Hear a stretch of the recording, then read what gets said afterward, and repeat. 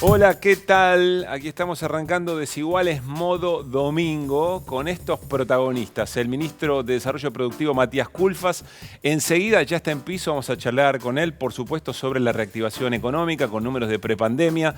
Vamos a hablar, por supuesto, del momento de la relación política entre el empresariado y el gobierno nacional. También hablaremos del nivel de los salarios, de precios. Bueno, agenda abierta con uno de los ministros protagonistas de este momento de la política económica de nuestro país. Y otro de esos ministros es sin ninguna duda Martín Guzmán, quien hoy estuvo dando una conferencia en el Centro Cultural Kirchner y dijo frases que yo creo van a rebotar toda la semana. Por ejemplo, el pueblo argentino pagó la campaña de Macri con el préstamo del Fondo Monetario Internacional y ahora estamos intentando refinanciar en cuotas para que no impidan el desarrollo de nuestro pueblo. Fue un préstamo político, aunque el Fondo y Estados Unidos no lo reconozcan. Dijo esto Martín Guzmán en el medio de la negociación, en el medio de ese viaje que tuvo a los Estados Unidos, en el que lo acompañó parte del Gabinete Nacional. Y en minutos estará con nosotros ni más ni menos que Alejandro Dolina, aquí en los estudios de la televisión pública, para una de esas charlas tan profundas como de esquina. Vamos a preguntarle por la nueva normalidad, le vamos a preguntar sobre el momento del peronismo, vamos a preguntarle, por supuesto, también sobre la campaña, pero bueno, no se puede prever una charla con Alejandro Dolina, así que a ella nos vamos a dejar llevar, efectivamente, dentro de un ratito nada más. Buenas noches, bienvenidos y bienvenidas. ¡Qué noche, Caruso! Y veo que además te vestiste con los colores de un equipo que perdió recién. No seas así. Hace minutos ¿Cómo nada decir más. eso? Vos tenés que tener mucho cuidado, primero por la audiencia y después porque, no sé si vos sabés, pero hay gerentes en este canal que son hinchas de este club. ¿San Lorenzo? De los colores que llevo en la remera, sí. Bueno, no voy a dejar mis convicciones, ni mi amor, ni mi piazón en la puerta de Canal 7. Muy fuerte.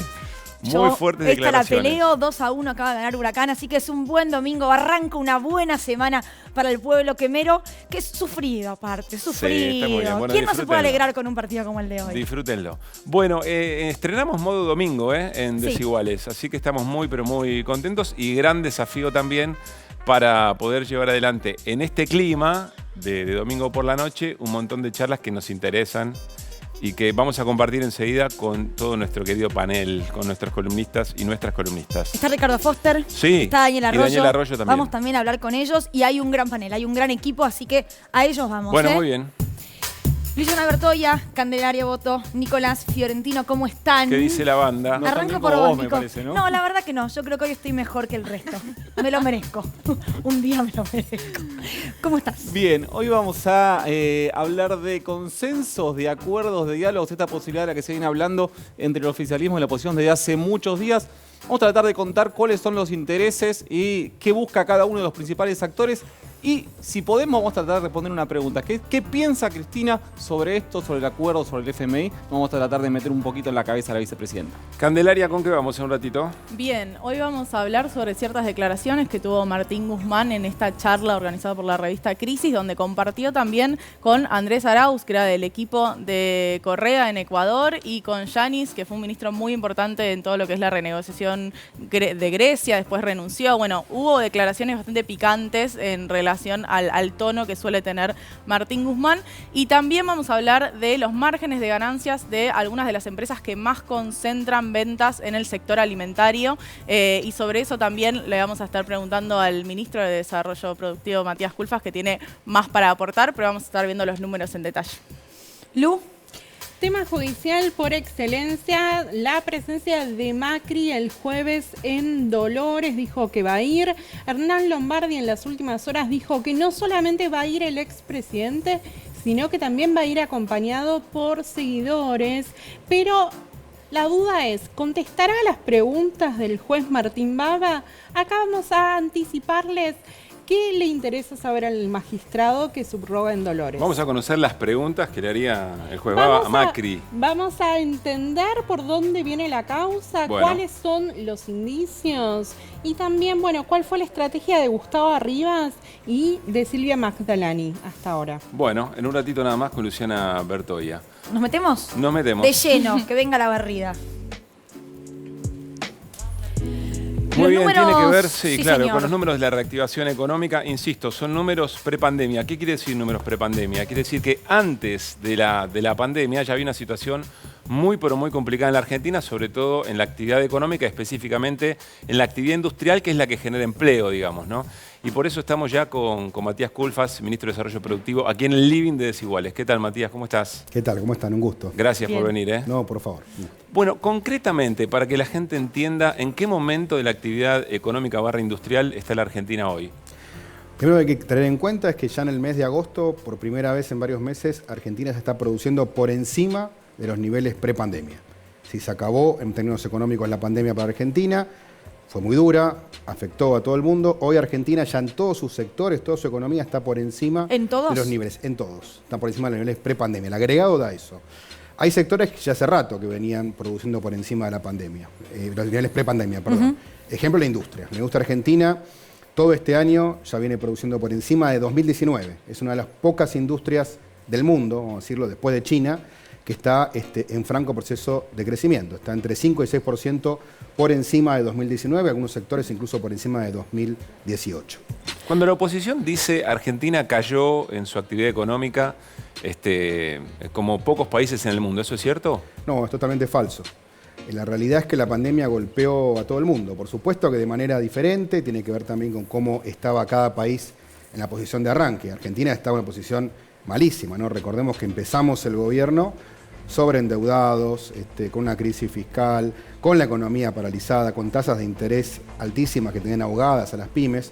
Todo esto lo revertimos drásticamente, sobre eso se montó la pandemia, que obviamente nos complicó los planes iniciales, pero insisto, hemos cambiado la política industrial. Entonces esto significó básicamente que hoy Argentina tiene una industria que está en crecimiento. Doy un ejemplo concreto. Cuando arrancamos la gestión, de cada 100 autos que se patentaban en Argentina, solamente 27 eran de fabricación nacional, 73 eran importados. Hoy, último mes, estamos ya en 53 autos de fabricación nacional, 47 importados. Hemos duplicado la participación de la industria nacional dentro del consumo de autos. Ahora, pienso, Culfas, ante ese panorama, el gobierno tiene, digamos, una carta al momento de negociar con empresarios, con industriales, para ponerse de acuerdo, para sentarse en una mesa. Sí, por supuesto. De hecho, estos logros en el caso automotriz se dieron dialogando con el sector. Fuimos a una mesa de negociación donde le dijimos que necesitamos que la industria produjera más, que incorporara más partes nacionales, porque muchas veces cuando se los deja su libre albedrío, las terminales importan las partes, se convierten en un mero ensamblaje, y así cuando arrancamos la gestión teníamos autos que tenían un contenido nacional de abajo del 20%. Hoy están todos arriba del 40% en promedio. Esto significa una industria que, insisto, genera mucho más trabajo argentino, desarrolla todo el tejido de autopartistas, y esto hace obviamente que tengamos a la industria creciendo muy por encima de 2019-2018, generando más trabajo y generando más exportaciones. ¿Y qué pasa con otras ramas, perdón? Sí. Pero qué pasa con otras ramas, por ejemplo, más polémicas, si se quiere, cómo tiene que ver con la industria alimenticia? En ese sector es por una cuestión del sector que no se llega a un acuerdo, que no hay tanto diálogo como en la automotriz, por ejemplo. No, son situaciones distintas. En el caso del sector alimenticio, primero que es heterogéneo, ¿no? Hay sectores que claramente han mejorado muchísimo. Hay empresas que venían de 2 años muy malos, 2018-2019, con pérdidas en sus balances que se han revertido. El año pasado, con todo el esfuerzo que hicimos y aparte con toda la política alimentaria puesta en valor, permitió esto que la demanda de alimentos creciera, y hay todavía un largo camino por recorrer. Hay heterogeneidad, hay empresas claramente que están con algunos niveles de rentabilidad en crecimiento, y esto es lo que hace que Roberto Feletti esté con la lupa puesta para ver cómo se generan acuerdos más específicos, y otros todavía están saliendo. Por eso Claro. digo, no es bueno generalizar, sí la realidad es que hay mucho para trabajar y en eso vale la pena destacar el trabajo de comercio interior. Ahora nos vamos a meter en tema precios, pero suele haber una frase que en política no alcanza con tener razón. Quiero trasladarlo a la actividad económica y sobre todo al sector empresario más determinante en la política económica en la Argentina o más influyente en función de sus decisiones. ¿Toman decisiones por sus números, por su actividad, por sus niveles de rentabilidad o también hay un componente ideológico que a veces les hace acompañar ciertos proyectos que aún perdiendo plata, sin embargo, lo prefieren por algún elemento y eso, por alguna inclinación ideológica o política? Es una discusión interesante y extensa, creo que hay mucha tela para cortar en torno a esto. Es cierto efectivamente que a mí me pasa cotidianamente con muchos empresarios que les digo, pero vos estabas muy mal con Macri, te fue muy mal. Hay industrias que habían prácticamente despedido un montón de gente, se perdieron 169.000 puestos de trabajo en la industria durante el periodo Macri. Y sin embargo, a pesar del claro cambio de rumbo que permite que hoy Argentina esté recuperando su industria, bueno, hay sectores empresarios que por cuestiones, uno puede decir, más ideológicas. ¿Y qué te responden cuando les decís, che, a vos te había ido? Claro, Acá están los números. Vos tenés un muy buen vínculo, vos te te sentaste varias veces en esas mesas. Bueno, cotidianamente. Mi trabajo es justamente discutir con los empresarios proyectos productivos, incentivar las inversiones y que se hagan inversiones justamente con contenido nacional, con tecnología argentina. Así que claro, es una negociación permanente. Creo que hay cuestiones que tienen que ver con la historia, con cuestiones socioculturales, ideológicas. Lo he dicho en varias ocasiones, ¿no? Me parece que reducir esta discusión simplemente a ganás más o ganás menos Sí. claro. es una simplificación. Vamos a escuchar testimonio de empresarios pymes. Otro sector, digamos, ¿no? Muy distinto del que estamos hablando. Bueno, pero empresarios al fin cuentan su situación ahora en 2021. Realmente en lo que respecta a lo que es el crecimiento de la facturación y la producción, estamos pasando un momento bueno. Comienza a partir de la salida de las restricciones una reactivación muy importante. Hemos tenido un repunte en línea del consumo en relación al 2019. Vinimos muy golpeadas por 2 años de pandemia, pero muchísimo más golpeadas por 4 años de gobierno de Cambiemos, en lo cual se privilegió la timba y la especulación financiera. Con tasas del 80, el 90, el 100%, donde era imposible para la industria tomar fondos en el mercado financiero porque las tasas de rentabilidad que tiene la industria no soportan de ninguna manera ese tipo de tasas. Estamos incursionando ahora en un crédito del Prodepro para ampliar nuestra capacidad productiva. Estamos trabajando mucho por todo lo que tiene que ver sustitución de importaciones y eso nos lleva a tener nuevas líneas de producción y nuevo personal. Estamos convencidos de que la única forma de salir es con trabajo y producción y un desarrollo para el conjunto de la población. Bien, allí compartíamos testimonios de empresarios y empresarias que están poniéndole nombre y apellido no solo a la caracterización del momento y del modelo económico, sino también a su situación en recuperación después de la pandemia y de lo que habían sido los 4 años del gobierno de Mauricio Macri. Ahora, yo te preguntaba, Matías, o mencionaba al pasar, el tema de los salarios, porque es cierto que hay recuperación, pero con salarios todavía demasiado bajos. Candelaria tiene una estadística, tiene un número bien concreto de esto, Cande. Sí, para mí hay una pregunta muy concreta en base al informe del INDEC de la cuenta de generación de ingreso, que para entenderlo fácil es de la torta de la riqueza que se genera, cómo se divide entre trabajadores y empleadores, y cómo en la pandemia había algo parecido a un 50-50 por malos motivos, digo, porque había caído la actividad y porque habían caído los salarios, y lo que se ve en este segundo trimestre de 2021 es como aumenta la participación de los empresarios, digo, que concentran más, y a su vez cae muchísimo la participación salarial, es decir, cae muchísimo lo que concentran los trabajadores. Entonces, en ese sentido, la pregunta es, bueno, ¿cuándo esta recuperación económica que se ve en todos los indicadores industriales llega finalmente a los bolsillos de las y los trabajadores, digamos? Matías. Bien, 2 cosas. Primero, tener en cuenta la evolución del salario. El salario real durante el periodo Macri cayó 20%. Fue una caída estrepitosa. Arrancamos el gobierno, empezó a recuperar y ahí vino la pandemia. Hoy lo que estamos viendo ya en los últimos meses es que el salario real del sector formal ya está claramente por encima de cuando iniciamos la gestión. Ahora, ¿qué pasa?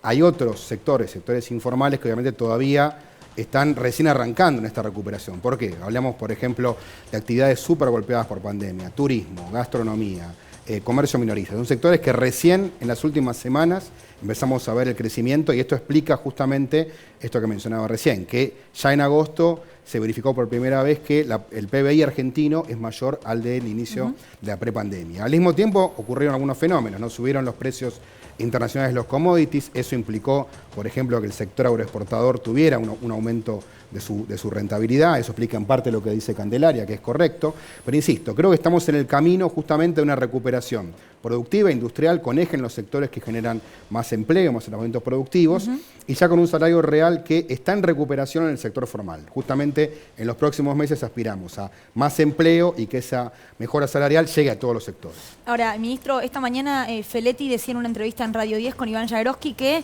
el problema de la inflación está en la puja distributiva, un poco lo que preguntaba Cande, ¿no? Digo, cómo se divide la torta y en la concentración de monopolios en nuestro país. ¿Coincide?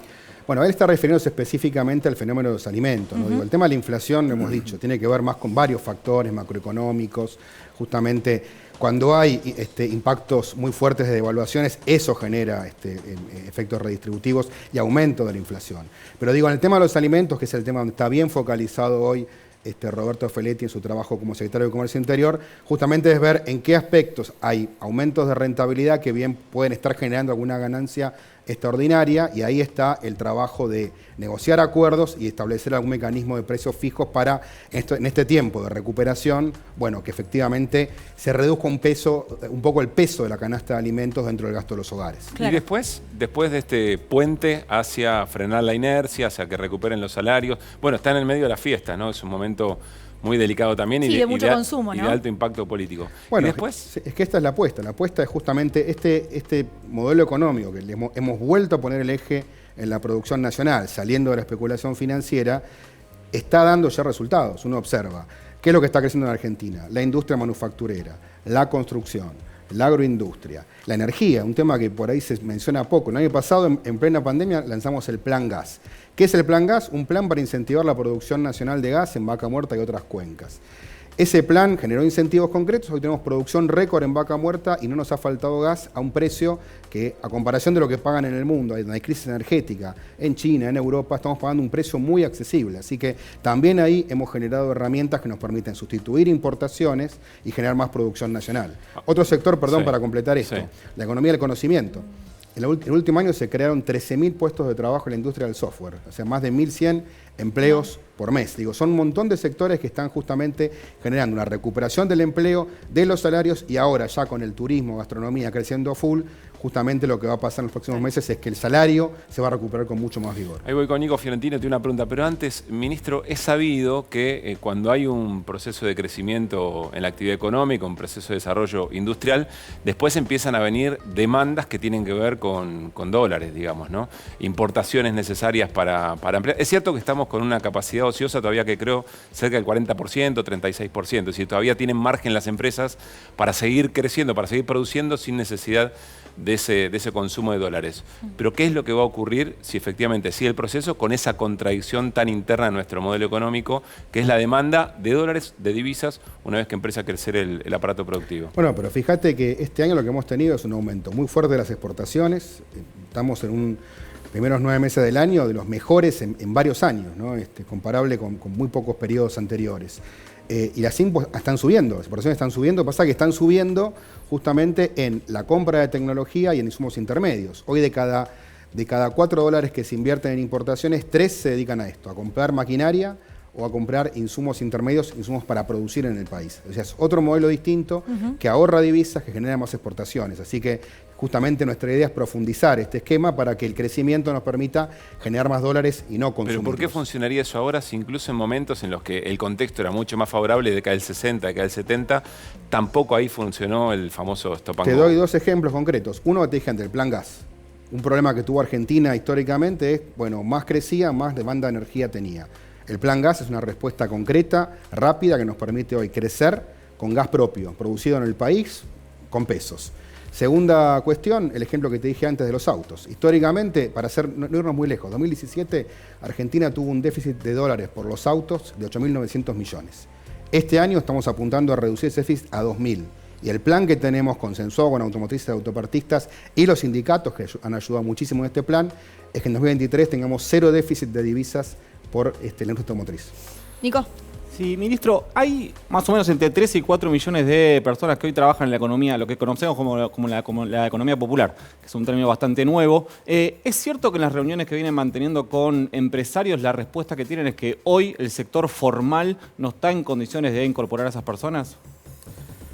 A ver, son 2 cosas. Primero, hay un sector que está en la informalidad, que creo que tiene que ver por un lado con históricamente, sectores que han estado por ahí en los bordes, en la periferia de la actividad productiva o en los servicios, y por otro lado está justamente la generación de empleo. La generación de empleo hoy está creciendo y creo que se va a multiplicar en los próximos meses porque justamente sectores de servicios que son muy demandantes de empleo venían muy golpeados y hoy están saliendo adelante. Así que yo soy optimista en que podamos una parte muy importante de ese sector, incorporarlo al sector formal. Y al mismo tiempo, hay políticas que tienen que ver con la formalización por otras vías, por ejemplo, las cooperativas, poder generar emprendimientos productivos, ¿no? Nuestra obsesión, lo hemos dicho históricamente, es transformar los planes sociales en empleo genuino. No somos un gobierno, una fuerza política que piense que los planes sociales sean un fin en sí mismo. Son un mecanismo de transición. Ojalá podamos terminar el gobierno sin un solo plan social. Probablemente no sea posible un solo mandato presidencial, pero sí, digamos, dejar en claro ese camino y que buena parte de esos planes se conviertan en este periodo en empleo genuino. ¿Cómo está la relación con los movimientos sociales? Porque ellos lo que reclaman es que se diseñen políticas públicas en función de la experiencia de la economía popular. No solamente planes que sean algún parche hasta que efectivamente se genere ese nivel de empleo, sino que sean parte del diseño. Hay un montón de saber, de conocimiento, de modos que sean modos económicos que se crearon dentro de las comunidades muy interesantes como para ese diseño. ¿Está bien el vínculo como para eso? Mirá, nosotros tenemos experiencias bien concretas. Hace unos meses lanzamos el plan de economía verde, desarrollo productivo verde, donde justamente trabajamos con las cooperativas de recicladores, porque hay un esfuerzo y un saber importantísimo. Digo, fíjate que ahí es posible transformar un montón de residuos que hoy son enterrados o que no tienen un destino productivo concreto en producción nacional, en un insumo industrial, incluso en exportaciones. O sea, convertir, para decirlo de manera clara, basura en dólares de exportación, ¿no? Claro. Siguiendo con esta dinámica de poder generar aportes positivos a una macroeconomía más sostenible. Cande. Sí, la idea era traer algunos de los números de esta recuperación industrial. Armamos 2 placas al respecto. Uno tiene que ver con la inversión productiva, que supera más del 15% al promedio de 2019. Comparamos con 2019 justamente porque es un momento prepandémico. También la actividad industrial en agosto, que fue del 6,7%, que es mucho más alto del promedio justamente de 2019. Y lo que se venía nombrando de la utilización en la capacidad instalada de las pymes industriales, que alcanzó el mayor nivel desde 2018, ¿no? Cuando comienza esta crisis económica. La segunda placa justamente habla de la rentabilidad de las pymes industriales, que alcanzó el mayor nivel también desde el 2018, el principio de la crisis, y que se crearon empleos industriales formales en 2021, más alto incluso que el momento de prepandemia. Por último, a lo que nombró también el ministro, es el ejemplo en el sector del software como el mayor crecimiento que ha tenido en la historia de la economía del conocimiento. Ahora, hablamos de reactivación y de hecho tenemos en un rato unas placas sobre los márgenes de ganancia, ¿no?, de las empresas. Entrevistábamos la semana pasada a Víctor Fera. Digo, le pongo nombre y apellido a los empresarios porque si no, ministro, pareciera que siempre desde la política hay que hablar con nombre y apellido y desde el sector empresarial se habla detrás de nombres de empresas, ¿no? Fera es dueño de Maxi Consumo, de Marolio, estuvo aquí en Desiguales y lo que dijo es, nosotros con un 4 o 5% de ganancia estamos bien. Digo, tenemos que estar contentos, muchachos, hablando del sector empresarial y hacernos cargo de que con ese margen estamos bien. Hoy ese margen es mayor, puede ser mayor y las empresas no quieren tirarlo para atrás. Sí, agrego yo, si existe algo así como una tasa de rentabilidad razonable. Yo entiendo que no, pero no lo sé. No, bueno, yo deseo que sí. Primero hay que ver, Marolio tiene inversiones en el segmento supermercadista y también en el segmento industrial. Son dos segmentos distintos, no sé cuál de los dos se estaba refiriendo. Hay que ver supermercados, se refiere a supermercados. Bueno, ahí, Maxi Consumo. Ahí es un tema que justamente puede verse, ¿no? Yo en esto insisto, es muy difícil generalizar, por eso es tan importante el trabajo que está haciendo Feletti, de ver cadena por cadena, sector por sector, porque la realidad es que hay sectores por ahí de la molinería que venían mal y están mucho mejor. Sectores de la industria láctea que hoy tienen márgenes mucho más reducidos, se venían muy golpeados y en todo caso han ido reduciendo sus pérdidas. Entonces, la verdad que insisto, yo en esto creo que no es bueno generalizar y lo que hay que hacer es justamente el trabajo que está haciendo Feletti mirando cada sector. Pero para planificar el diseño industrial de un país, ¿no se toman en cuenta tasas de razonable ganancia pensando cómo funcionan esos mismos negocios en otro lugar del mundo? Bueno, hay que tener en cuenta las diferencias, justamente. Bueno, teniendo en cuenta, claro, sí. En algunos casos ni hablar de cuando te pasa una pandemia por arriba. Cómo financiar las inversiones, ¿no? Entonces, buena parte de la rentabilidad es para financiar inversiones que por ahí en países desarrollados tienen un sistema financiero mucho más desarrollado y profundo, y por ahí tiene otra fuente de financiamiento. Por eso digo, me parece que en esto nunca es bueno generalizar. Sí creo, por supuesto, que hay que poner la lupa y mirar donde efectivamente están ocurriendo algunos excesos que hoy están afectando la canasta familiar. Candelaria, vos tenés algunos números sobre esto, ¿no? Esta es la placa que presentaba Luli. Sí, justamente estoy buscando en los balances de la Comisión Nacional de Valores, los balances de estas empresas. Estamos viendo en pantalla las ganancias de Arcor comparando el trimestre mayo-junio de 2020 con mayo-junio de 2021 y el paso de 270 millones de pesos de ganancias netas a 3.900 millones de pesos. Y lo interesante, yo traje de 2020 a 2021, pero en realidad si uno mira desde 2018 venían siendo mucho más negativas por el peso de los intereses en esos balances. Claro, lo que hablábamos antes, digamos, ¿no? Es decir, en un modelo distinto tenían pérdidas, en este modelo y recuperando la pandemia, muchísima ganancia, muchísimo margen, digamos. Sí, lo interesante en eso también es que justamente cuando uno ve el balance, ve el peso de los intereses en esos balances. Cuando pasamos a Molinos, bueno, comparamos el primer semestre de 2020 con el de 2021 y se pasa de 912 millones de pesos de ganancias netas a 998. Acá un dato de color, pero no tanto de color, digo, se habló también hoy en la charla de Martín Guzmán y de la renegociación con la deuda, el peso de la fuga de capitales, y en relación a eso, la familia Pérez Compán, que es la dueña de Molinos, está metida en todo lo que es los Pandora Papers, así que es un dato de color a tener en cuenta. Y por último, la balanza de la empresa Ledesma, que cuando se compara un trimestre con el otro, pasa justamente de tener... Sí, 184 Cande en 2020, que a la pantalla se había pagado, a 750 millones de pesos en 2021. Bueno, hay diferencias, ¿no? Muy marcadas, eso se ve. Pandemia de por medio, ¿no? Acordémonos en qué estábamos en junio y agosto del año 2020. Por supuesto que ahí, entiendo, ministro, hay que hablar de plata que ahora se gana y se vuelve a invertir, en donde el año pasado no se pudo ampliar, no se pudo generar más empleo. Pero me interesa esto que usted decía sobre, bueno, fijémonos con quién hablamos, de qué hablamos con cada uno y ahí intentemos coordinar. Esto ocurre no solamente con el empresariado, sino con cualquier sector en el que uno intenta ponerse de acuerdo. Ocurre también dentro del Frente de Todos. Digo, bueno, entendamos con quién hablamos, pongámonos de acuerdo nosotros, vayamos con una estrategia. Digo, ¿se dan esas charlas hoy en plena campaña o se dan más adelante? Nosotros tenemos un gabinete económico que coordina las acciones, ¿no? Tenemos, obviamente, el ministro de Economía tiene la mirada integral, la mirada macroeconómica, y luego hay acciones que tienen que ver con política monetaria en el Banco Central. Unas cosas que mencionaban recién justamente con los balances de las empresas que se señalaban es la caída del peso de los intereses, ¿no? ¿Por qué? Porque la tasa de interés bajó muchísimo. En el año 2019 había llegado a estar en torno al 73%, lo cual le ponía un tremendo piso que hacía que muchas empresas gastaban más en intereses que en salarios, ¿no? Una cosa realmente lamentable para un modelo de desarrollo de país. Bueno, esto ha cambiado, esto ha mejorado los balances de algunas compañías. Igual insisto, ¿no? Son 3 ejemplos concretos donde hay otros que no. Además, claro, ¿no? Hay otras empresas grandes también que tienen balances con rojo todavía, que están en pérdida. Entonces digo, es un tema, insisto, ¿no? No me gusta generalizar, creo que hay que verlo sector por sector, empresa por empresa, y de ahí el trabajo importante que está haciendo Roberto Feliz. Bueno, claro, estas 3 empresas que mencionaba Candelaria tienen directamente que ver con la discusión de precios, porque lo que se cuestiona en definitiva, y que lo que la sociedad percibe, es que en un momento muy duro, como fue el tema de la pandemia, cuando todos y todas hicimos un sacrificio enorme, cuando la economía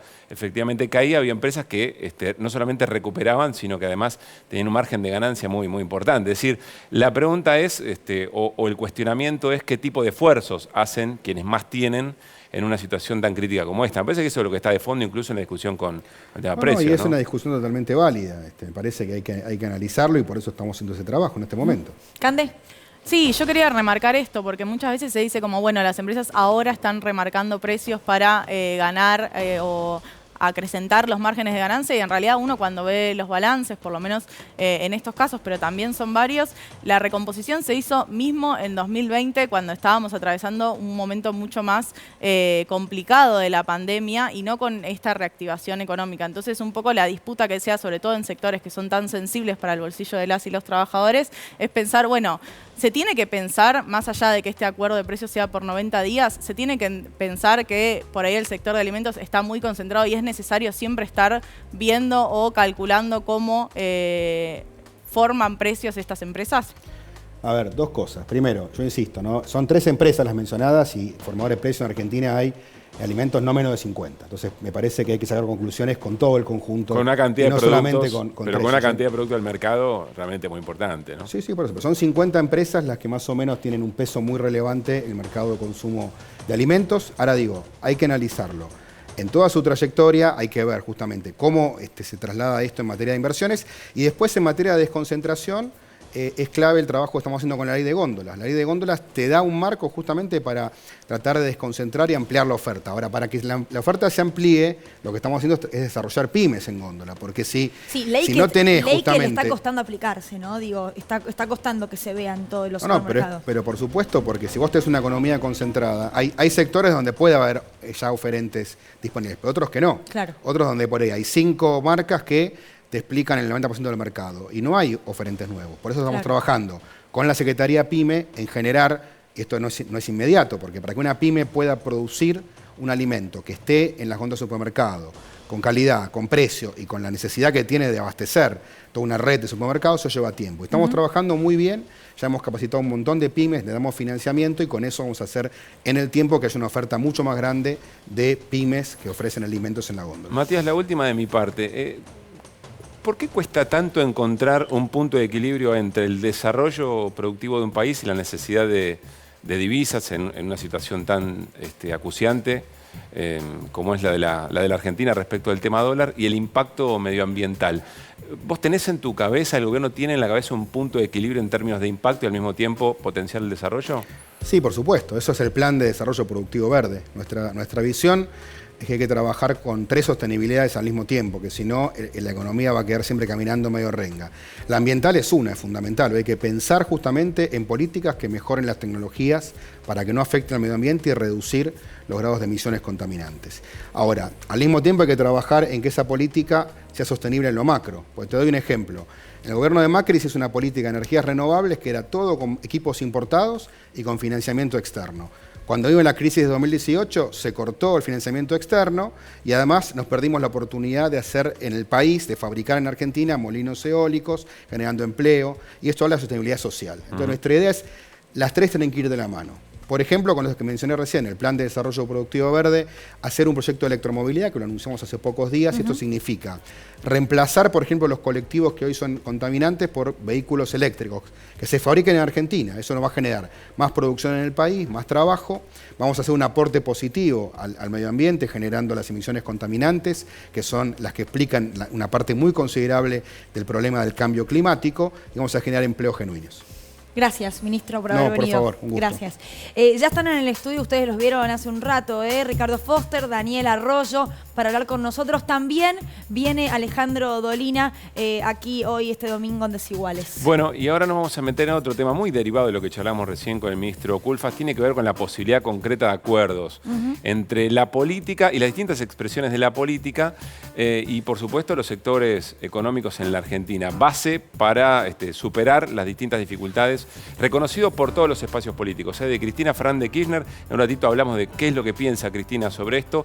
Y bueno, el otro día Horacio Rodríguez Larreta lo mencionó en el coloquio de IDEA, un gobierno de coalición. Invitó a un gobierno de coalición con el 70% de representación política. Algo de eso resumido en este informe. Hacer un cambio. ¿Qué es el cambio?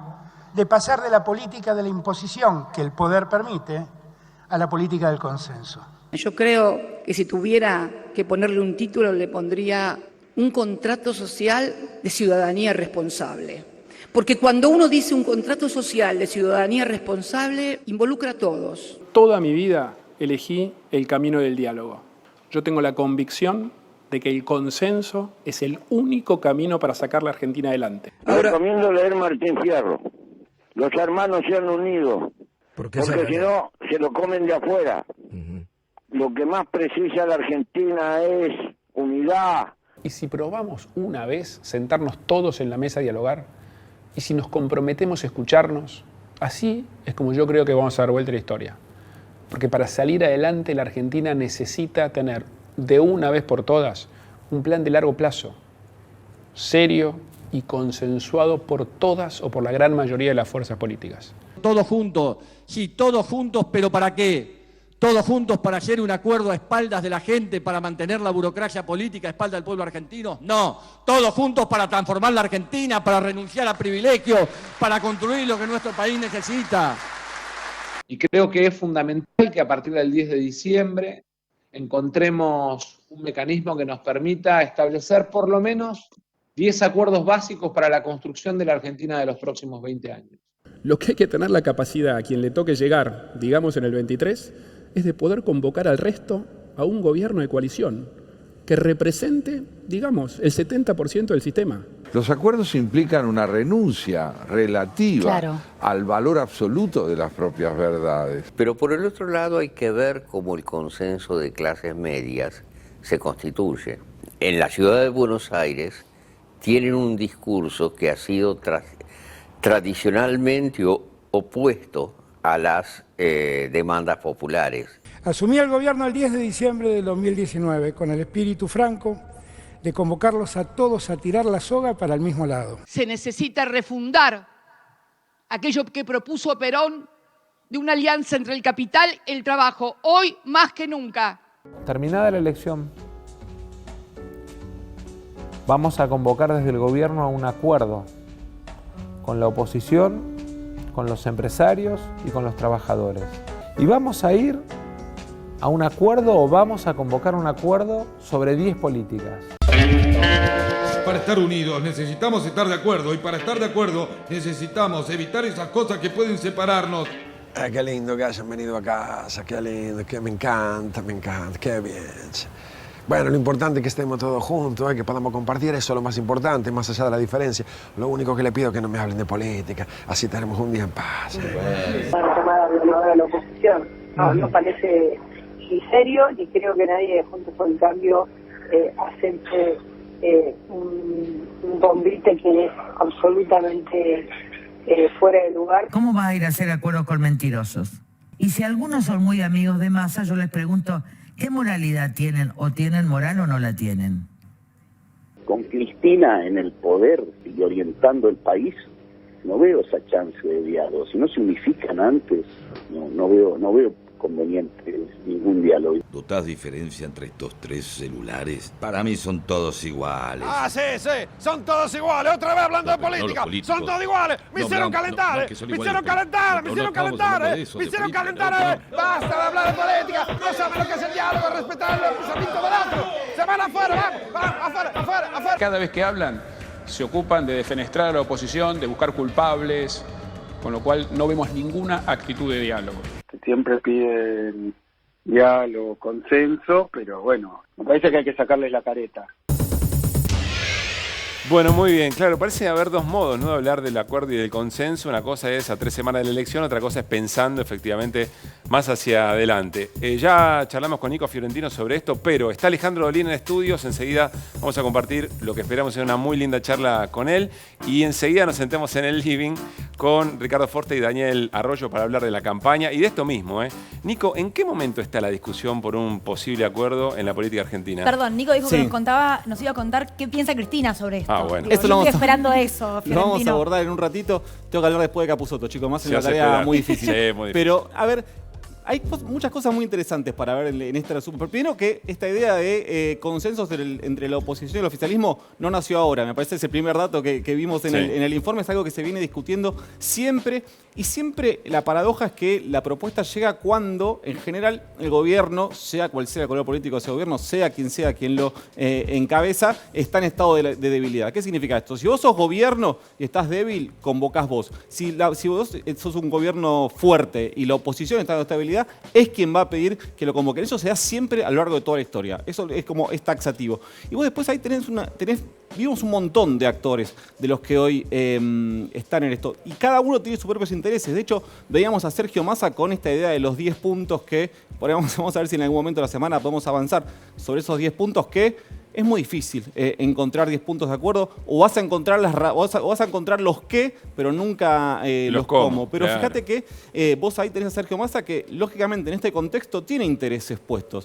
Nada le vendría mejor a Sergio Massa que ser algo así como el pegamento de ese consenso para sus propias aspiraciones. Porque tiene que ver mucho que ver con su propio perfil político. Esta idea de ser, si vos querés ser presidente, que es lo que quiere ser Massa, ser el pegamento de ese consenso entre el oficialismo y la oposición sería, en términos personales, un golazo. Después vos tenés al presidente Alberto Fernández, que lógicamente me parece que está pensando... Para en cachito ahí. Sí, es muy interesante la figura de quien quiere encontrar, quien quiere ser el vehículo de esos consensos. Pero claro, después te encontrás con los cómo, o efectivamente acuerdos sobre qué temas. Y ahí empiezan los conflictos, digamos. Sacarle a la política la esencia de conflicto no parece ser un camino muy allanado hacia cualquier futuro político de cualquier dirigente. Vos fijate recién en este informe cómo vimos, recién lo hablaba fuera de la aire, decía, los 3 Larreta.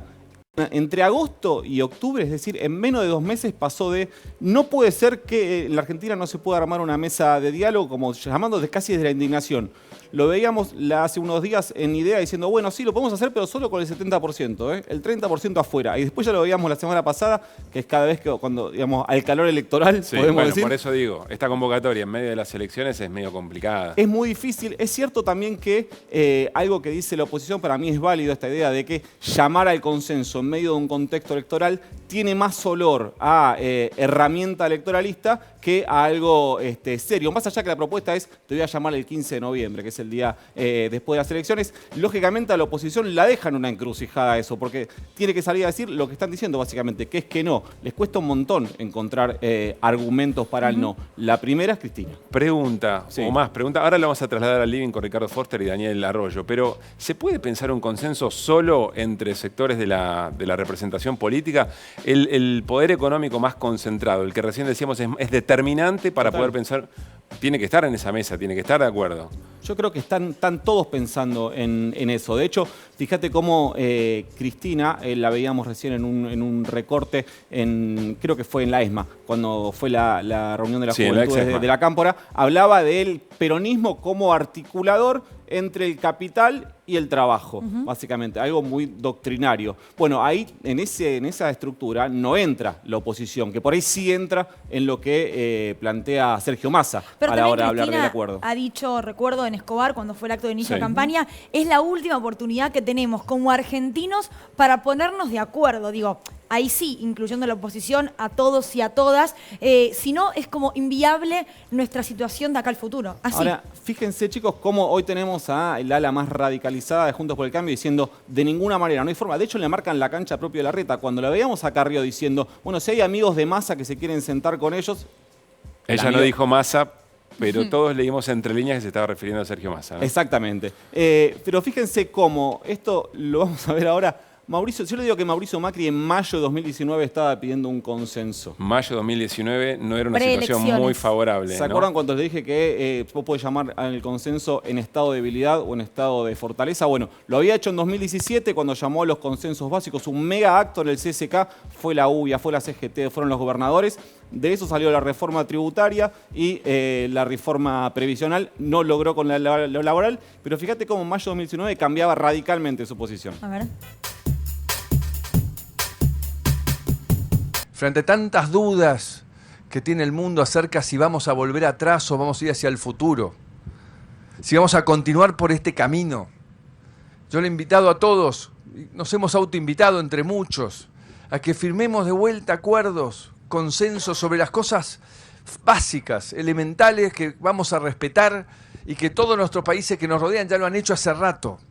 Por eso es un momento de tener generosidad y sentarse a una mesa y acordar estas cosas para llevar tranquilidad, llevar futuro a la casa de todos los argentinos. ¿Y cuál fue la respuesta de, en ese entonces, oposición a este llamado? Y mira, en ese entonces, creo que para esos mismos días estaba empezando a circular el video en el cual la hoy vicepresidenta confirmaba que su candidato a presidente era Alberto Fernández. Así que estaba en otra. La respuesta... Digamos que estaban en una. Era más o menos eso, pero me parece interesante esta idea de... Esto es como cuando en las parejas, viste que uno te dice, che, tenemos que hablar... Bueno, hay veces que cuando vos vas, tenemos que hablar, es el que convoca es el que está en estado de Te pido, fortaleza. por favor, Lucila, claro. justo esa Caruso, tenemos que... No es la mejor. fin, No es la mejor. Pero sí, ahora vamos a meternos un poco en lo que piensa la vicepresidenta Cristina Fernández de Kirchner. Para un cachito ahí, para un cachito ahí. Estás parando mucho. A A ver, mí, dale. no, Está porque en a mí me modo parece Fantino importante. hoy, ¿eh? Hoy está en modo para. No, modo desiguales, modo desiguales. Es que me está prestando atención. Porque yo tengo la sensación que se va construyendo alrededor del pensamiento de Cristina Fernández de Kirchner sobre la posibilidad de acuerdos, algo que Cristina no dice. Es más, yo creo que sostiene todo lo contrario. Por haber leído sus cartas con detalle, no solamente la última del año pasado, una tercera certeza, y además por lo que acabamos de ver en la Exesma. Pero dale, ¿qué piensa Cristina sobre esto? No, lo que piensa es que el contexto hace una comparación muy concreta con lo que fue el acuerdo con el FMI, en realidad el pago al FMI que se hizo durante el gobierno de Néstor Kirchner. Fundamentalmente dos diferencias. La primera, las condiciones distintas de la deuda y el peso de la deuda, porque vos, por ejemplo, en 2005, cuando fue ese acuerdo, o el pago en realidad, vos tenías el peso de la deuda, era el 140% del PBI, que es más que el 90% que dejó Macri, ahora es con el FMI que te condiciona. Entonces, a la hora de encarar un acuerdo con el FMI, ahí es donde entra el segundo actor, que es la oposición. Hay algo que dice Cristina y es que en ese momento la oposición era Alfonsín, como para identificar las diferentes, y de hecho cuando se anunció el pago al FMI, Alfonsín estaba en primera fila. Ahí donde ella está hoy más preocupada, porque lógicamente entiende, como bien decías Pablo, que es con los actores económicos, es con los actores políticos, pero también es con la oposición. Aunque ella no lo menciona mucho, sí cree que es con la oposición, lógicamente con los medios de comunicación, eso lo mencionaste vos, Pablo, también.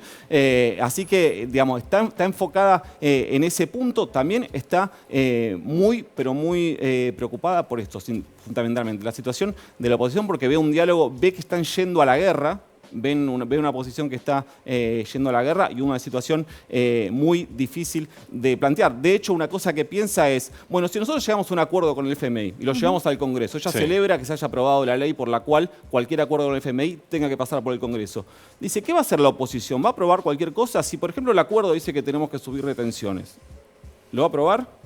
Porque parece, cada vez que se discute de dónde salen los recursos para pagar el FMI, siempre se piensa en lo mismo. En el ajuste. Exactamente, se piensa en el ajuste o se piensa en el ajuste en términos previsionales, el ajuste en términos laborales, el ajuste en términos impositivos. Y bueno, y si hay que sacar recursos de otro lado, ¿lo van a aprobar o no? Cande, vos decís, a mí me cuesta pensar en un fondo monetario alentando el aumento de retención. Afecta a un sector del poder económico que es representante, ¿no? Totalmente, sí. En general las recetas del fondo, son las más conocidas, que tienen que ver con una reducción en la intervención estatal en la economía. Ajuste. Sí, ajuste, pero también ajuste, achicamiento del Estado. Y en ese sentido es interesante porque Guzmán hoy decía también, le preguntaban como, bueno, ¿cómo se encuentra el frente de cara a la renegociación con el Fondo Monetario? Comparándolo con lo que fue la renegociación con los acreedores privados. Y decía, bueno, sí, es verdad que con los acreedores privados el frente de todos estaba en un momento más consolidado y ahora hay que construir eso. Y hay que construir eso y también todos y todas son responsables, digamos, de que lleguemos a ese acuerdo y a un acuerdo que sea beneficioso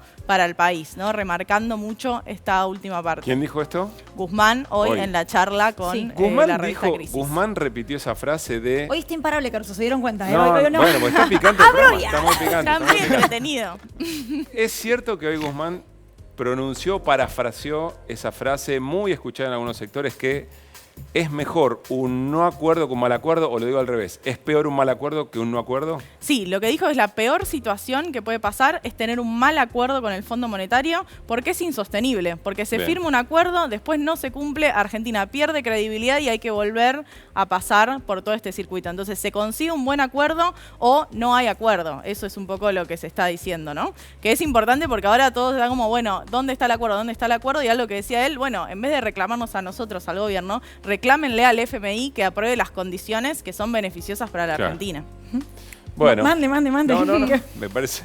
Me parece fuerte, me parece importante. Bueno, nos vamos a una pausa y al regresar nos vamos al living a charlar con Ricardo Forster y Daniel Arroyo y por supuesto en un ratito charlamos de todo esto y mucho más con Alejandro Dolina aquí en Desiguales.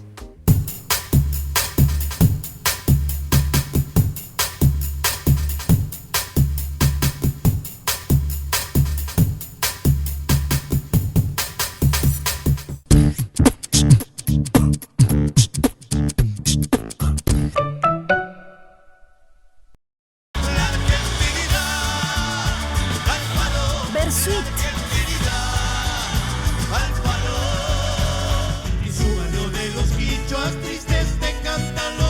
Dúo Coplanacu. Eva y Nadia. Agua Florida. Soy Hilda Lizarazu. Yo, Chango Spasiuk. Estudio 1, domingo, 22:30. Televisión Pública. Llegó el cumple de Coto y te presentamos las mejores ofertas. ¡Apurate! ¿Te lo vas a perder? Hasta el lunes en Coto tenés milanesas de bola de lomo a 559 pesos con 90 por kilo. Milanesas de nalga a 599 pesos con 90 por kilo. 80% de descuento en la segunda, llevando 2 iguales en pañales Pampers, jugos en polvos seleccionados y en conservas de pescado. 3x2 en vinos finos, espumantes y champañas que podés combinar como quieras. Y en el mes de nuestro aniversario podés participar por uno de los 1000 changos de 30.000 pesos cada uno. Y no te olvides de cargar tu cupón. Tenés tiempo hasta el 31 de octubre. Coto.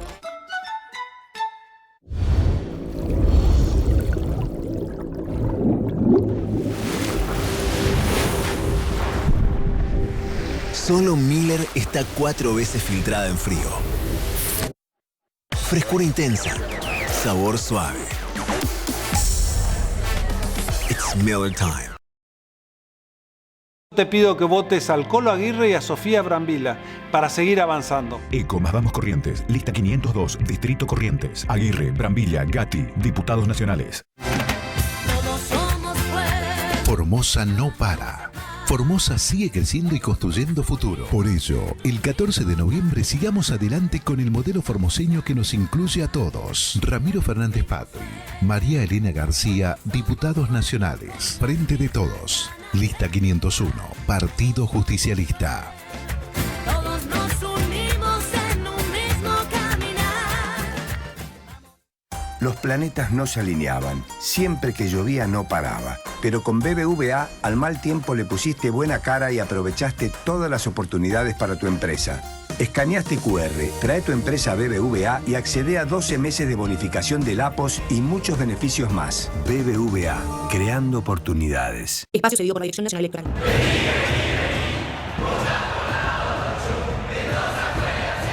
Lista 8, Partido Federal. Gustavo Mastruc, precandidato a Senador Nacional. Carlos Gianni-Soto, precandidato a Diputado Nacional. Alianza Vamos con Vos. Lista 503, Silvana Lagraña, candidata a Diputada Nacional. Corrientes.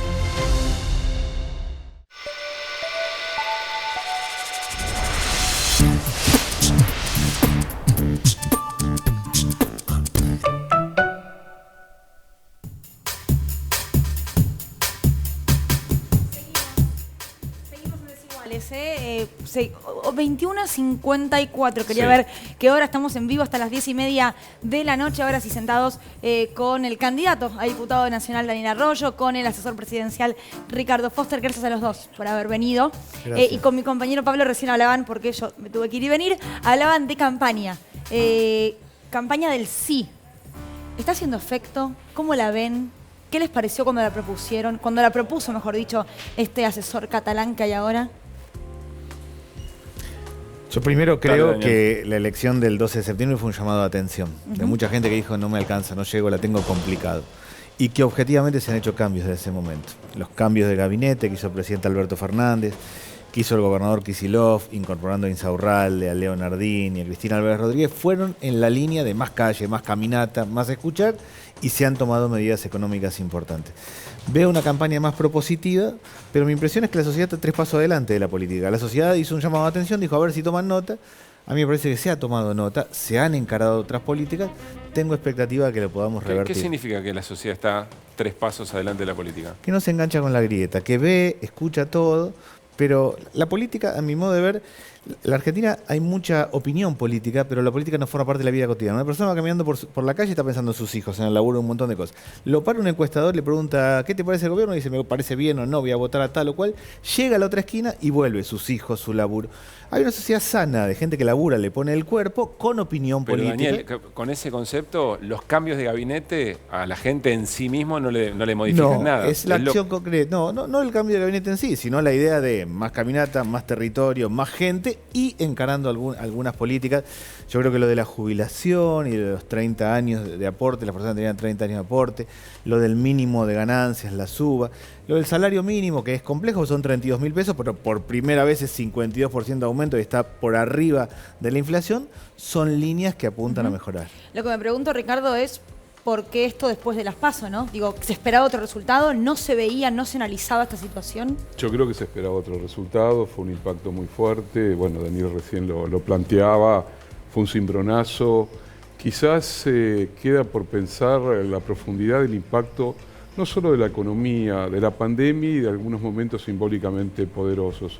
Es cierto que la economía es algo esencial, llegar a fin de mes, que te alcance... ¿Errores políticos te referís? No, a ver, las sociedades son muy complejas. No es solo ir por un lado o por el otro. Tiene que ver con, a ver, si nos preguntamos qué le pasó a la sociedad durante más de un año y medio que vivió relacionado a una pandemia que fue espantosa, que nos cambió la forma de vivir, de vincularnos con nuestros afectos, que nos cambió íntimamente, que rompió tejido social, que rompió vínculos, que nos planteó una sensación en muchos casos de abismo, de miedo.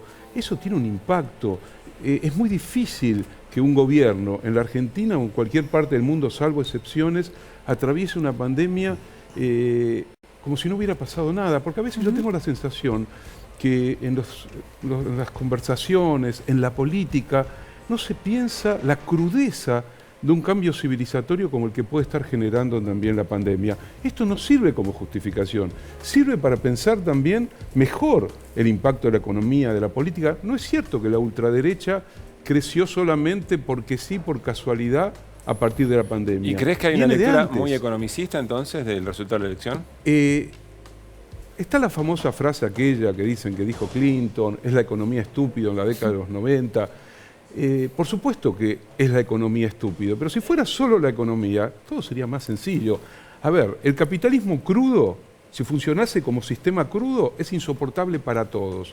Como tiene mediaciones culturales, construcción de sentido común, producción de subjetividad, el capitalismo puede funcionar y más en su etapa neoliberal. Como hay otras cosas, está la vida, están los símbolos, están los sentimientos, están los afectos, sin duda que el sistema funciona generando relaciones entre la economía, la política, la cultura, la tecnología. ¿Se pusieron a pensar lo que significa el avance descomunal de la virtualidad y la digitalización sobre nuestra vida cotidiana, sobre nuestros hijos, los adolescentes? Todo eso tiene un impacto, sensación de miedo.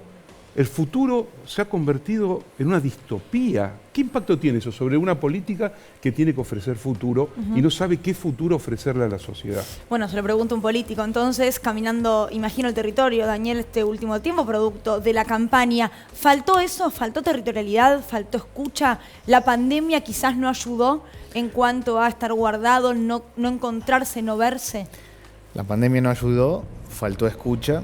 Yo recorro todo el tiempo y he recorrido siendo ministro, yo convivo con el dolor todo el tiempo y tengo claro lo que ha implicado la pandemia en términos de guardarse, de retirarse, del impacto económico y del impacto para la vida cotidiana. Gestionar en pandemia es como más o menos como manejar en medio de la neblina. Vivir en pandemia ha sido lo mismo. A todos nos ha desacomodado.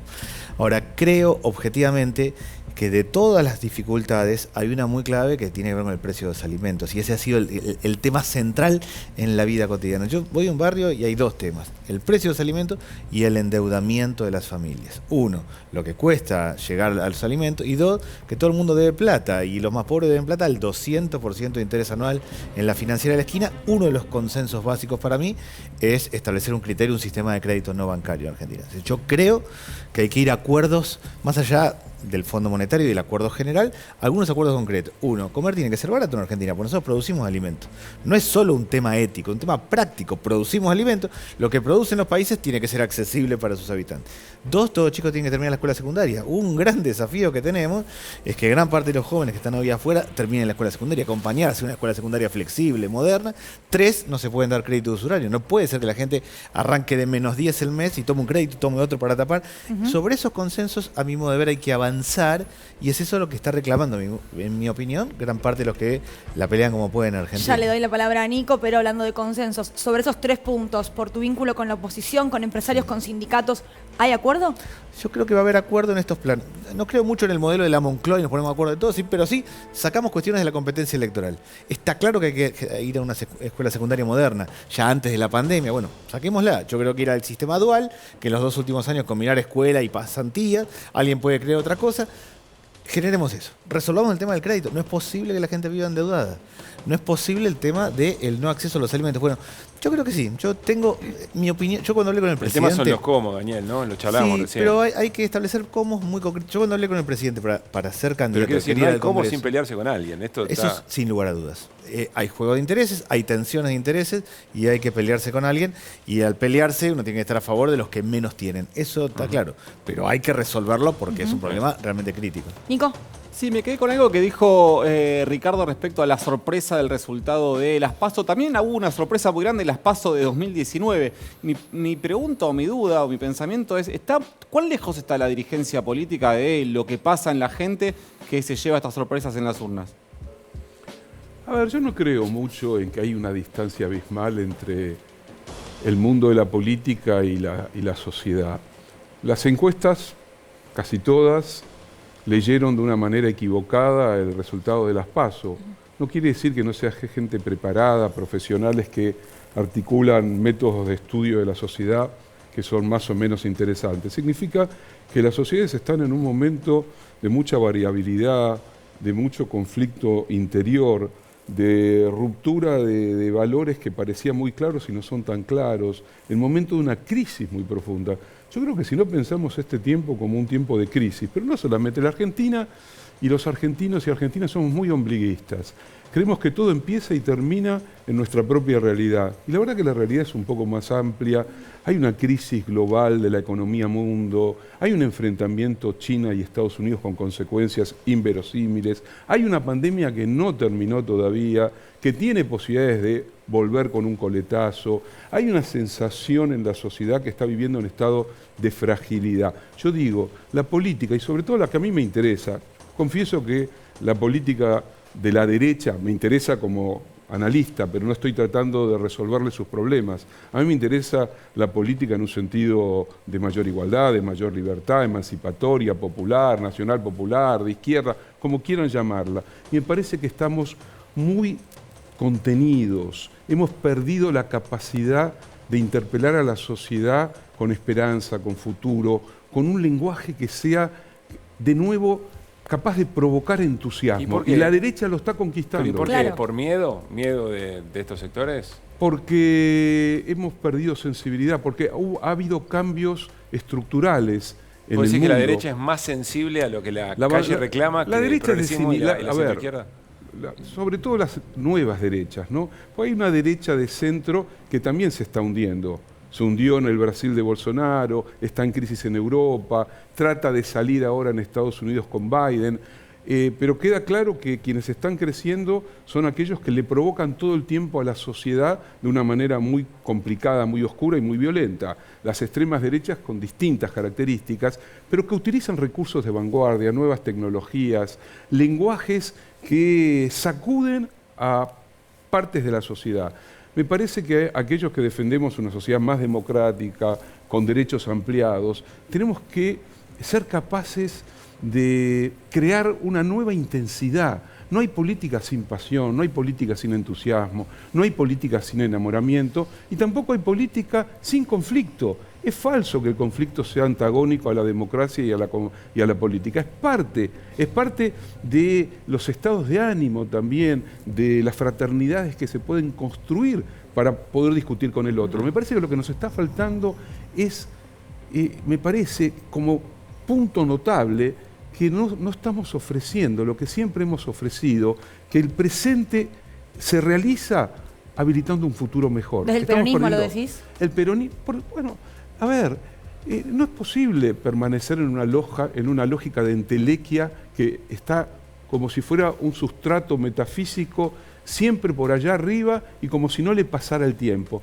También el peronismo tiene problemas, tiene que renovarse en su lenguaje, en su capacidad de interpelación.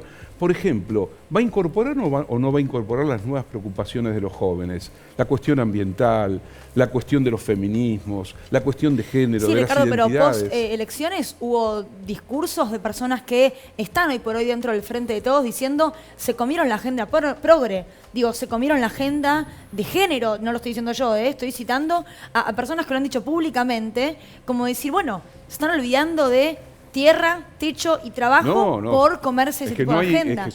No, está clarísimo. Yo no creo en un progresismo cool, así Palermo Sojo, me parece de cuarta.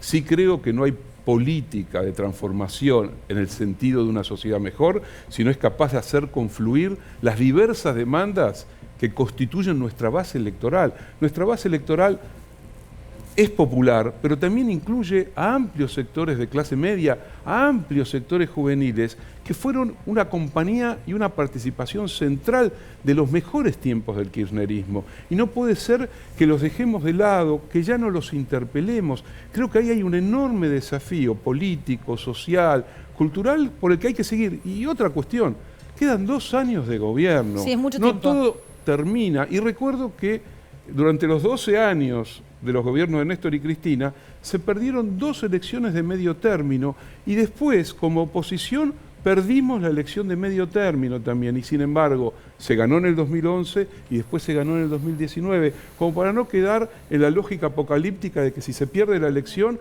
ya está todo jugado. Daniel, un apunte sobre esto. Coincido absolutamente con Ricardo. Agrego que hay que construir nuevos paradigmas y nuevas ideas. Nosotros tenemos que ir al siglo XX. La Argentina es una Argentina del siglo XXI, del siglo XX y del siglo XIX. Por eso conviven todas esas agendas juntas. Y nosotros tenemos que incorporar nuevas ideas. Lo que dice Cristina sobre repensar la relación capital-trabajo y construir un esquema diferente. El nuevo contrato social. Hay que construir otras identidades, otras miradas. Yo creo que los sectores más pobres y los no pobres son más posmodernos en Argentina y en América Latina, que construir otros lenguajes, pero sobre todo otras ideas de movilidad social. Lo que para mí es el gran desafío para adelante es que tiene que ser alguien para que le vaya bien en Argentina. Tendría que estudiar y trabajar. Bueno, ¿cómo se codifica esto de otra manera? Claro. ¿Cómo generamos mecanismos para adelante? Es el punto clave. Tenemos que hacer construcciones de paradigmas y ideas nuevas. Era necesario en el post-Macri, es imprescindible en la post-pandemia. Gracias, Ricardo. Gracias, Daniel, por haber venido. Gracias. Bueno, muy bien. Nos vamos con Luciana Bertoia. ¿Tiene de alguna manera adelantos de lo que le podría preguntarle el juez Baba a Mauricio Macri cuando se presente en esta semana ante la justicia de Dolores? Luciana.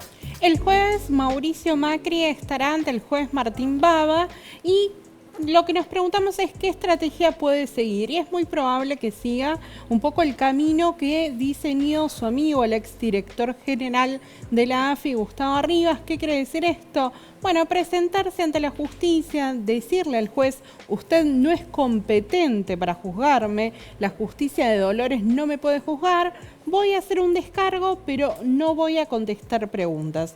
2 puntos fundamentales que hay que mirar son las declaraciones que dieron ante la justicia Gustavo Rivas y su número 2, Silvia Magdalani. ¿Ellos sí, Lu, respondieron preguntas cuando fueron? Ninguno respondió preguntas. En el caso de Magdalani pidió que la información, que su declaración fuera reservada, pero básicamente lo que dijeron, por un lado, arriba se mostró absolutamente ajeno. Dijo, yo estos informes ni los ordené, ni los recibí, ni nadie me informó. Claro. ¿Sí? Pero ninguno niega, porque los documentos aparecieron en septiembre, los encontró la interventora Cristina Camaño. Si el espionaje ilegal existió, está fuera de discusión. Eso está fuera de discusión. Después, la discusión que introduce Silvia Magdalani es la legalidad. Ella dice, nosotros estas tareas las hacíamos porque apoyábamos a la seguridad presidencial. Lo que estábamos haciendo era conocer el terreno previo. Bien. Esto puede ser más o menos el camino que transite Mauricio Macri, que le interesará conocer al juez Martín Baba. Hay que ver si lleva gente o no, ¿eh? Digo, no lo digo yo, lo dijo el propio Hernán Lombardi. Queremos ir a apoyar al expresidente Macri. Yo no sé si quieren hacer una versión Comodoro Pi, Cristina, Dolores, Mauricio Macri o similar, Lu, pero entiendo que algo de eso ya se fue tirando, ¿no? Ya están circulando las convocatorias. Bien. Macri evidentemente está pensando en su 13 de abril. Bien. Gracias. Gracias, Lu. Bueno, estamos con Alejandro Olina. Alejandro, gracias por venir, ¿eh? Gracias a ustedes. ¿Cómo estás? ¿Bien? Bien. Bueno, estuviste escuchando. Es una respuesta de compromiso. Bien no te cuento. Claro. Bien no te cuento. Pues uno puede estar bien también incluso en forma individual. Claro. Y después está lo colectivo, que es indispensable siempre y cuando uno no sea un canalla. Hay algo de canallesco en la felicidad en medio del desastre general. Sí. De manera que, digamos que estoy más o menos. Recién Ricardo Forster dijo que la pandemia puede ser un cambio civilizatorio, puede llevarnos a una transformación civilizatoria. ¿Cómo salimos, a tu criterio, cómo vamos construyendo esta nueva normalidad? ¿Más individualistas, con un sentido más solidario? Yo no más soy colectivo? tan optimista respecto a la influencia que los sucesos del presente tengan sobre el futuro y menos todavía acerca de nuestra capacidad para predecir esa influencia. Digo, me permito disentir con Ricky en ese aspecto. Y se quejaba el propio Ricky de que las personas, el grupo social, tiene reacciones que son difíciles de captar por las encuestadoras. Sí. Bueno, eso yo se lo atribuyo a un defecto de las encuestadoras, no a un defecto de la población general del mundo, que se empeña en no coincidir en sus evoluciones numéricas con las cuentas de las encuestadoras. Claro. Bueno, así también pienso que no es tan sencillo adivinar lo que va a pasar a partir de una pandemia. Yo no creo que esté pasando nada nuevo. Yo creo en la pertinacia de ciertas ideologías, de ciertas tendencias al odio, y lo que ha pasado, yo no sé en qué términos nos sorprende tanto como para caerse uno de espaldas. Ahora, esto más en lo político, ¿no? Pero en lo personal, Alejandro, ¿vos no crees que la pandemia vino a acelerar procesos, a apurar situaciones, a en un punto decir, bueno, basta, esto abajo de la alfombra se va? Internamente lo digo. Yo no me atrevería a decir eso, no lo sé. No lo sé, puede que en algún caso haya acelerado procesos, puede que en otros los haya retrasado. Yo no creo que uno necesite una pandemia para ciertas soledades. Después de todo, somos todos nosotros bastante insulares, como he dicho por ahí. Y entonces nuestro estado natural es la soledad. Después cada tanto se produce algún milagro. Después se rompe. No es que se rompa la soledad, pero hay en el universo, aunque ustedes no lo crean, algunos sucesos milagrosos, poquitos, pero hay. El amor es un suceso milagroso que de pronto tiende, decía Sábato, efímeros puentes entre las personas y se producen entonces momentos de comunidad. Pero no hace falta que venga la pandemia para que comprendamos cuál es la condición humana. Bueno, lo que ha hecho la pandemia, principalmente, no debemos olvidarlo, es hacer morir gente, enfermar gente, morir gente y perder trabajo a la gente. ¿Qué me venís con soledad y con circunstancias internas y psicológicas de cada uno? Esas ya las teníamos. Claro. Si yo estaba loco mucho antes de la pandemia. Yo también. Bueno, pero Sin duda. lo que sí apareció es una utilización, no me animo a decir una reformulación, pero una utilización de la idea de libertad muy fuerte, ¿no? La idea de libertad presenta muchos inconvenientes, sin los cuales resulta al menos peligroso enarbolarla, ¿no? El principal problema de la idea de la libertad es el otro.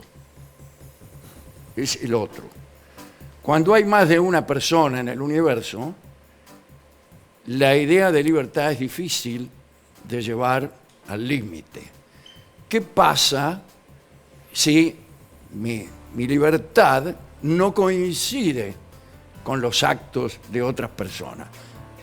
Libertad hay en la selva, por ejemplo. La ley de la selva, esa es la libertad.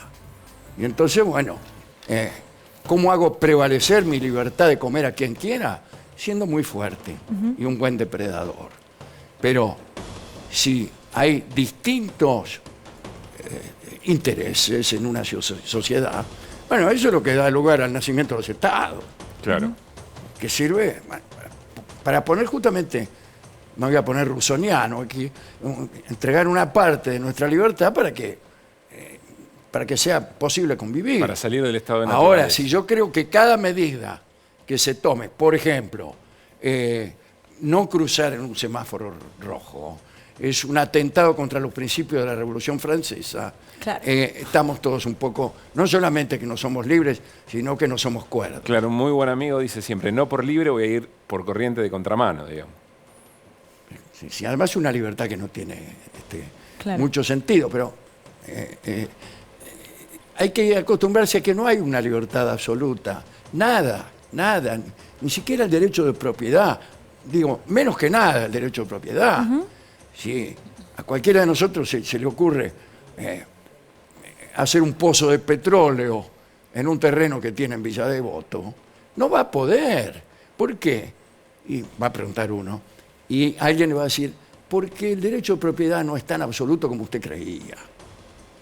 Entonces, hasta que no discutamos en serio conceptos como ese, vamos a encontrar libertarios llamados así. Antes esa palabra no se utilizaba para la extrema derecha, sino más bien para el anarquismo.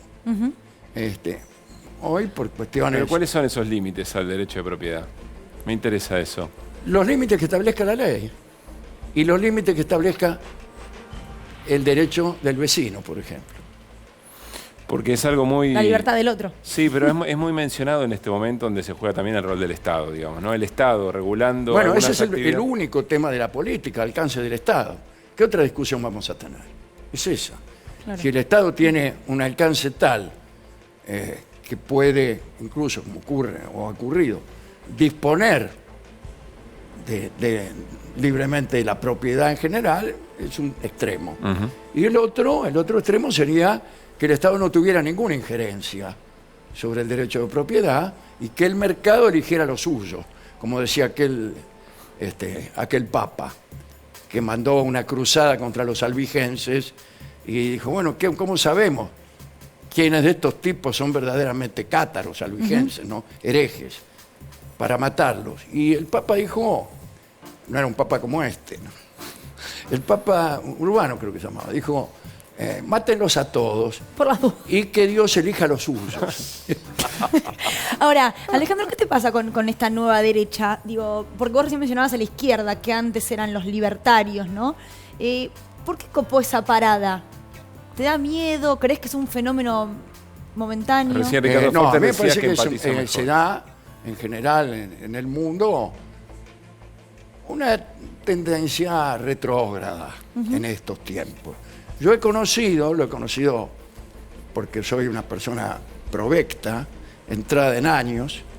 He conocido algunos momentos en que vos, rodeado de un grupo de jóvenes, paseabas por ahí y te saludaban, te hacían la B, no es que eran peronistas, es que odiaban la sociedad del consumo. Los jóvenes, por serlo, tenían el sueño de pensar que aquella sociedad hacía daño al ser humano y que era mejor venerar otro tipo de formas de vivir, ¿no? Hoy no sucede eso.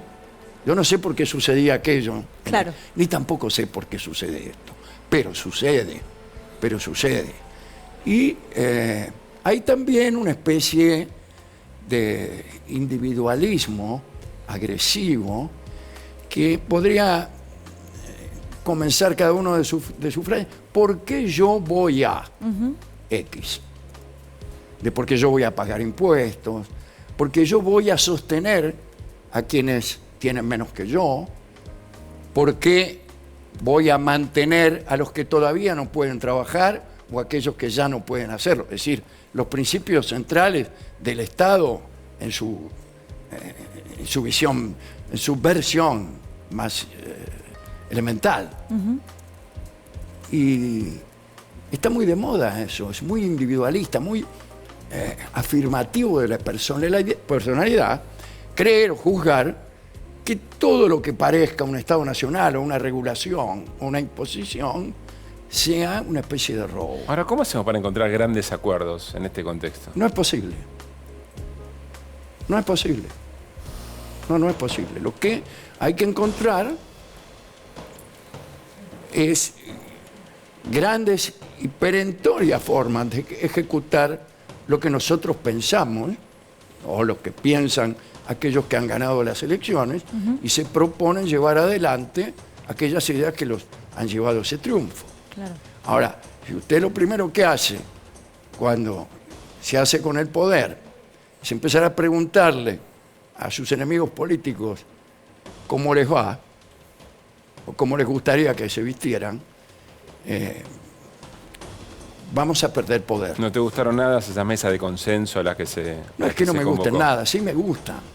Pero un diálogo es una conversación entre enemigos. Yo creo que no sirve. Lo que sirve es reconocer la existencia de la democracia, que no quiere decir que vamos a encontrar mágicamente algo que les guste a todos, porque eso no hay. No, nunca, en ningún aspecto. Lo que sí vamos a encontrar en la democracia es unos acuerdos que no son acuerdos a ver si vamos a firmar o no con el FMI. No. Vamos a firmar o no vamos a firmar, pero no podemos al mismo tiempo firmar y no firmar. Claro. Lo que tiene la democracia, por citar solo un ejemplo, es que renueva sus autoridades cada tanto.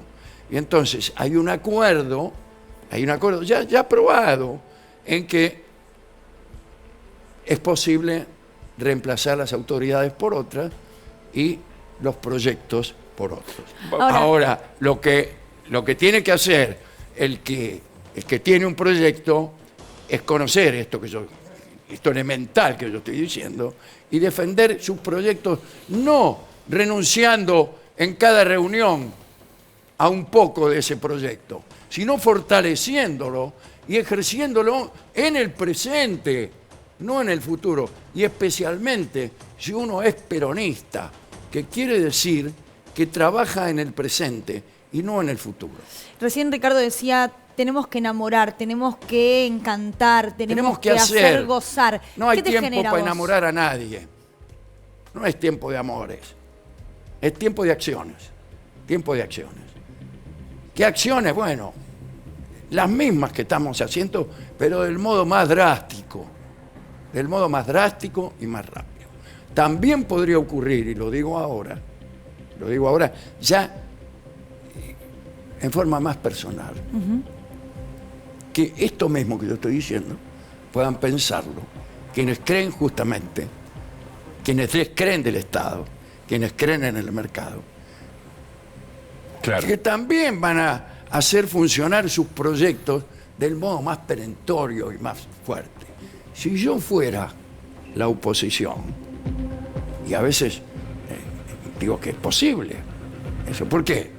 Alguien no va a poder pensar enteramente distinto a lo que pienso. Por supuesto. Pero si yo fuera la oposición, haría lo que están haciendo ahora. Están jugando bien. Están jugando, a mi modesto juicio, muy mal para el país. Pero si es que lo que creen ellos es que haciéndose con el poder van a estar ellos mejor o todos mejor, sus acciones son, aunque nos parezcan canallescas, lúcidas. Hay que hacer una tanda muy breve, pero me tenés que contar sobre tu libro también. No sé si vale la pena. Sí, yo creo que sí, después de la tanda. Bueno. Ya venimos.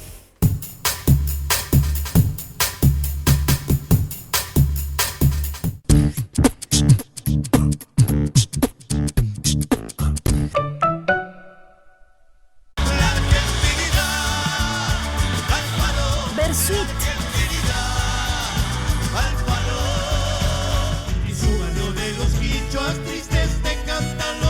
Dúo Coplanacu. Eva y Nadia. Agua Florida. Soy Hilda Lizarazu. Yo, Chango Spasiuk. Estudio 1. Domingo, 22:30. Televisión Pública. Tira papeles, plásticos, metales, cartones o vidrios limpios y secos en el contenedor verde o punto verde más cercano o entregáselos en mano a un recuperador urbano. Para saber más, entra a buenosaires.gov.ar/reciclables. Buenos Aires Ciudad. Los planetas no se alineaban. Siempre que llovía no paraba. Pero con BBVA, al mal tiempo le pusiste buena cara y aprovechaste todas las oportunidades para tu empresa. Escanea este QR, trae tu empresa a BBVA y accede a 12 meses de bonificación del APOS y muchos beneficios más. BBVA, creando oportunidades. El gran comediante Reginald Denny. El automóvil, que sabemos que es un elemento del cómico en esta época fundamental. Rápido y furioso, ¿no?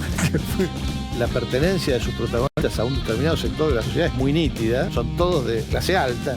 No, era ser un careto, no ser un careta. Claro, claro. Reginald Denny en Filmoteca. Domingo, trasnoche a la 1. Televisión Pública.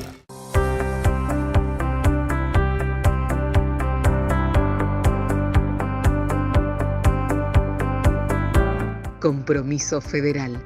Lista 82. Descuento en pasajes en micro para personas músicas de todo el país. Se encuentra disponible el descuento del 40% en pasajes en ómnibus para todas las personas músicas inscritas en el registro único del Instituto Nacional de la Música. El beneficio podrá solicitarse para viajes que tengan por motivo realizar alguna acción para el desarrollo de un proyecto musical. Las solicitudes se realizan exclusivamente en www.inamu.musica.ar. Te pido que votes por Peteco Vichy y Gabriela Valenzuela como senadores nacionales. Ecomas Vamos Corrientes, lista 502, Distrito Corrientes. Peteco Vichy, Gaby Valenzuela, senadores nacionales.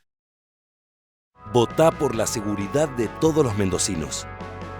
Anabel Fernández Agasti, candidata a senadora nacional. Lista 502. Frente de Todos.